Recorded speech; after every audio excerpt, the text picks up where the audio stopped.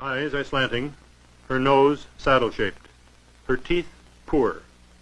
These people have been termed Mongolian idiots incorrectly, since most of them are imbeciles. Mongols seldom reach a mental age above 5 years.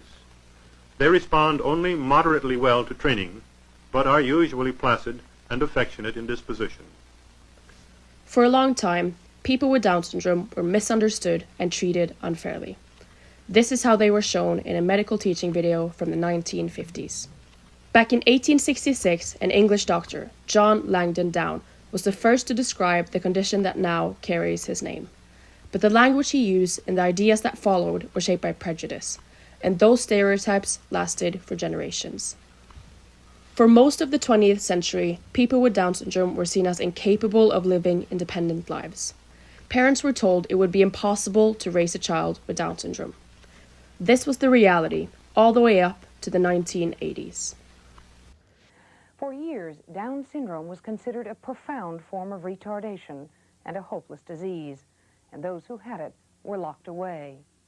Now there is a generation who have been raised at home, and they have made it clear that they were never as handicapped as we made them seem. So, Mom, how was your day? When you first had Laura, what were you told about her? She's very severely retarded. She'll never be anything but a toy. You should think seriously before keeping her. Yeah. Okay, now where's the first shape on top? But Laura LeMay's parents ignored the stares and their doctor's advice and raised her themselves. Now 18, Laura reads and writes and goes to high school in New York. Thank you. As we see in this newsreel from 1989, people with Down syndrome were finally recognized as human beings. But today, we know so much more.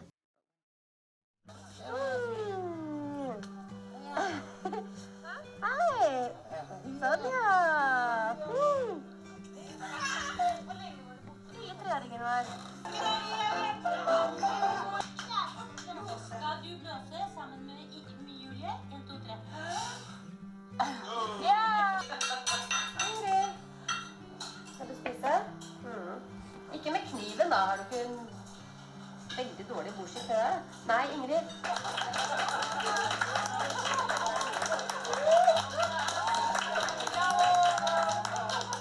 Hei, Julie.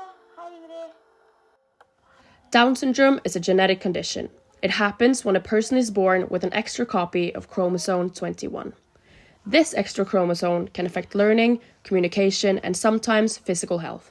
But it doesn't define who a person is or what kind of life they can live. Every year, around 70 to 80 children are born with Down syndrome in Norway. And like everyone else, they are your friends, siblings, partners, neighbors, co-workers, and classmates.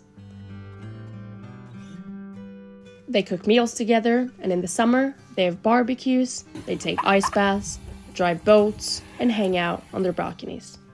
In the winter, they go skiing and ice skating. They make mocktails on the weekend.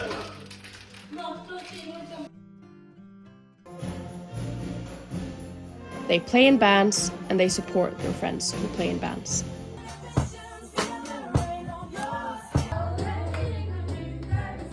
They celebrate birthdays, and yes, they even play beer pong. They dress up as Michael Jackson for Halloween.